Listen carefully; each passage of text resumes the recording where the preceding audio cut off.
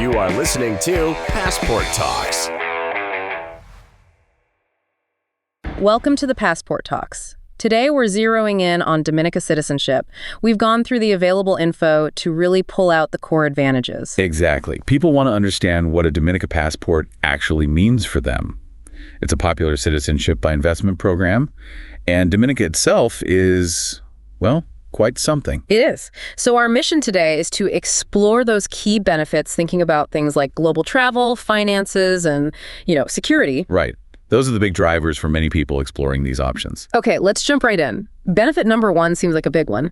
Travel without needing a visa. Oh, definitely.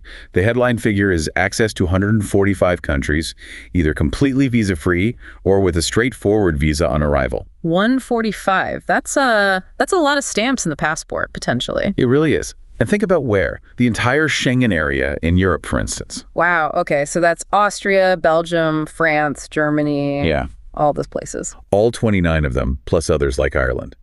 Imagine the ease for business travel or just, hopping over for a weekend. It removes a major barrier. And you mentioned other key spots. Yes, China is a huge one. Visa-free access there is significant. And Singapore, too. Big economic hubs. That alone must be a massive draw. Absolutely. Think Hong Kong, Malaysia, South Korea, Uzbekistan as well in Asia. Okay, so Asia's well covered. What about the Americas? You've got visa-free access to places like Argentina, Brazil, Colombia, Costa Rica, Peru. Quite a list. It really paints a picture of global mobility. It does. And Africa too, Botswana, Kenya, Mauritius, Tanzania, and naturally many Caribbean neighbors like Barbados, Jamaica, St. Lucia. Even Israel and Vanuatu are on that list. Mm-hmm. Now, it's always smart to double-check requirements before you fly. Things can change. No, sure, standard travel advice. In some places like Sri Lanka might need a quick online thing, an electronic travel authorization, or ETA. Simple stuff usually. Right, not quite a full visa application. Exactly. And then there's the visa on arrival category. Still very convenient. Which countries fall into that? In places like Bangladesh, Cambodia, Laos, the Maldives, Nepal, and Asia. And in Africa, Egypt, Mozambique, Rwanda, Seychelles. So you just sort it out when you land. Pretty much. Saves a lot of paperwork beforehand.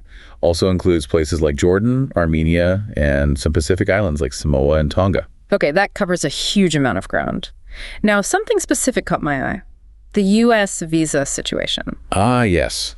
Dominica citizens are eligible to apply for a 10-year B1, B2 visitor visa for the U.S. 10 years? That's quite substantial. What does that cover? It's for tourism, short study courses, getting medical treatment, business meetings, attending conferences, that sort of thing. But not for working there, right? Correct. No employment allowed on that visa. But you can generally stay for up to 6 months per visit within that 10-year validity. That's still very useful access for many people. Okay, let's shift gears. Benefit number 3, taxes. Always an interesting topic. Dominica has what many consider a very favorable tax regime.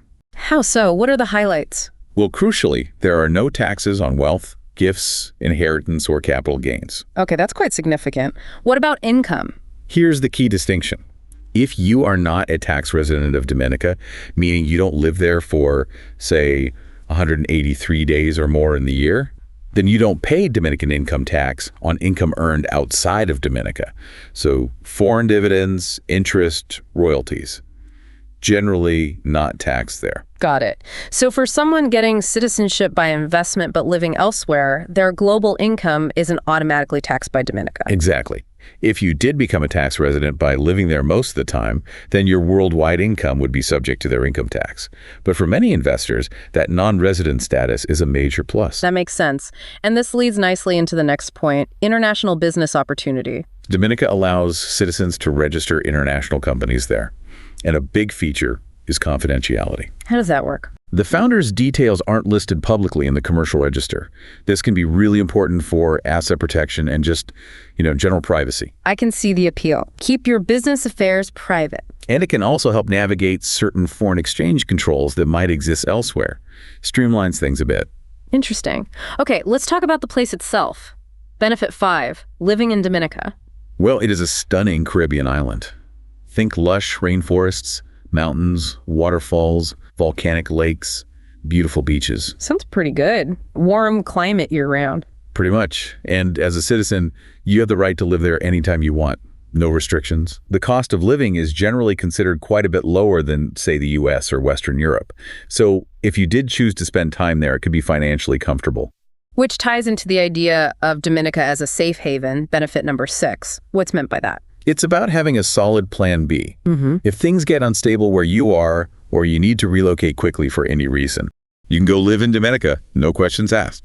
Or you can use that powerful passport to travel visa-free to many other places, including Schengen, maybe as a temporary measure. So it provides security and options in uncertain times. Precisely. And for those who invest in real estate there, they often get a perk, like a free week or two stay each year in their property, like a hotel share. Ah, nice. A way to connect with the investment. Yeah, enjoy the place.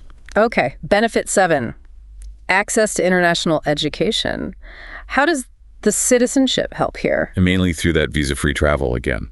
If a student is considering universities in Europe, for example. They can easily travel around the Schengen zone to visit campuses, attend interviews. Exactly. Makes the whole exploration process much simpler.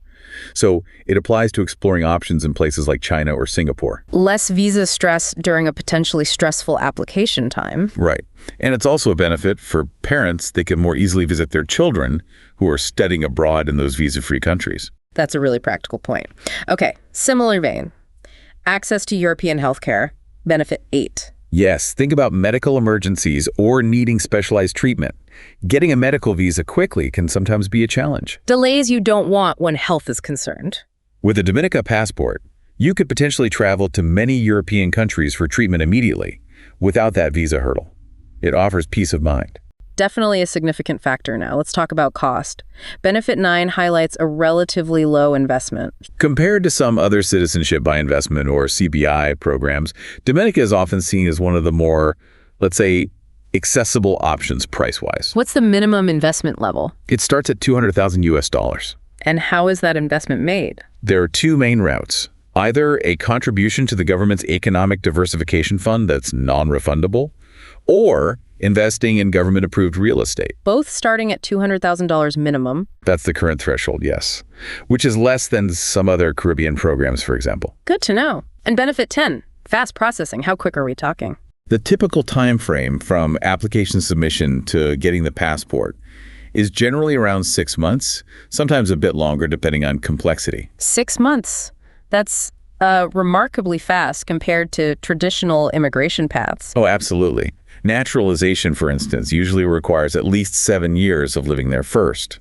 Plus, the CBI route doesn't require language tests or history exams. And they've apparently streamlined the process. Yes, the Citizenship by Investment Unit has worked on efficiency, using digital tools for parts of it. They're generally recognized for processing things relatively quickly. Okay, going back to the investment options. For the real estate route, Benefit 11 mentions a potential return of investment. That's right. If you choose the real estate option, you're typically required to hold that property for a set period, usually 3 years if you sell to another CBI applicant, or 5 years if you sell on the open market. And after that holding period, you can sell your share or property, potentially recovering your initial $200,000 investment. So it's not necessarily sunk cost like the donation might be? Correct. Plus, real estate can appreciate. The source mentioned an average potential appreciation around 4% annually, though of course that's never guaranteed. But it offers a tangible asset with potential upside. Exactly. It's an investment as well as a path to citizenship. Benefit 12 is pretty crucial for many. Dual citizenship is allowed. Yes. Dominica has no restrictions on holding multiple citizenships. You do not have to give up your original passport. That's a huge relief for people with strong ties to their home country. Absolutely. It lets you enjoy the best of both worlds, the enhanced travel, the financial options, the security of Dominica citizenship, while keeping your original nationality. Makes sense. Benefit 13 reinforces something we touched on. No residency requirements for the CBI applicants. That's correct. You don't need to visit Dominica during the application, and you don't need to live there afterward to keep your citizenship. So you can manage the whole process remotely? Largely, yes. Your authorized agent handles the submissions. And maintaining citizenship doesn't depend on physical presence. You renew the passport every 10 years, or 5 if under 16, but that's just renewing the document, not requalifying for citizenship. Very convenient for global citizens. Now, who can be included? Benefit 14 talks about family. The program is quite inclusive. The main applicant can include their spouse. Okay. Children under 18, Dependent children aged 18 to 30, provided they're substantially supported and enrolled in higher education. Right. Also, dependent unmarried daughters under 25 living with the applicant, and dependent parents or grandparents of the applicant or spouse if they're over 65 and financially supported. That covers quite a wide family structure. It does. It allows the whole family unit to gain the benefits together. And the final benefit listed, number 15, touches on the impact of the investment itself, contributing to sustainable development. Yes, this is important. The funds raised through the CBI program, especially the Economic Diversification Fund, are used for national development projects. Like what kind of projects? Building climate-resilient housing after hurricanes, improving hospitals and schools, funding education grants, projects to tackle poverty. So it directly benefits the local Dominican population. Yes. There's also investment in renewable energy, aiming towards the UN Sustainable Development Goals. So investors are contributing to the country's progress. It adds a layer of positive impact beyond the personal benefits. Now, to be balanced, the information did briefly mention a couple of potential drawbacks. Just a couple of points, yes. One is simply geography, being a Caribbean island. It's a bit remote for frequent travelers based in, say, Europe or Asia. The international airport expansion is ongoing, so direct long-haul flights aren't really there yet. But as you said, visits aren't mandatory for CBI, so maybe less of an issue? For many, probably not a major hurdle. The other point mentioned again was the U.S. visa situation. No visa-free travel, but the 10-year visitor visa is available. Right, we covered that. And the tax point. Just reiterating that if you do become a tax resident by living there most of the year, your global income is taxed, which could mean double taxation if not planned properly with treaties. But again, that doesn't apply to non-residents. Okay, clear distinction. So just to quickly summarize the how-to for someone interested. Sure. Minimum investment, $200,000, either donation or real estate. Processing time, around 6 months plus. Basic requirements, over 18, clean record, prove legal source of funds, good health. And the steps involved. Generally, it starts with a preliminary check by an agent, gathering documents, submitting the application. Then the government's due diligence unit does thorough checks, including an interview now. Right, interviews are part of it. Yes. Then, if approved, you make the investment, and finally, you get your certificate of registration and passport. Sounds quite structured. And quickly, are there other ways besides investment to become a citizen? Yes, the traditional ways exist too. Birth in Dominica usually grants citizenship.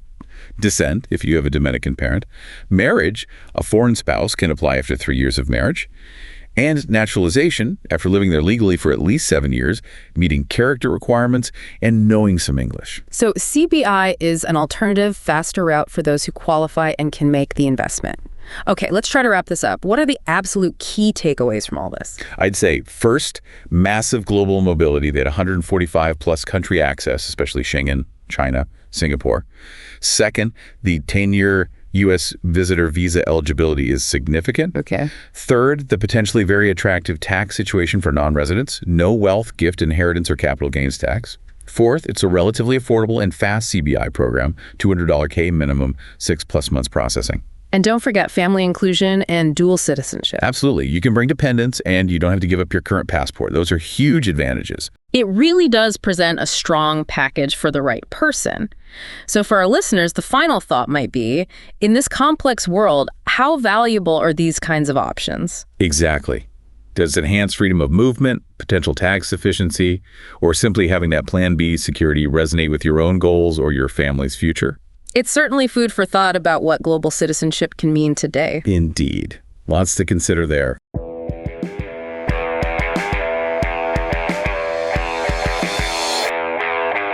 You are listening to Passport Talks, a podcast on how to become a true cosmopolitan, how to travel the world without visas, create a safe haven for your family, and access top-notch education and healthcare with a second passport or residency.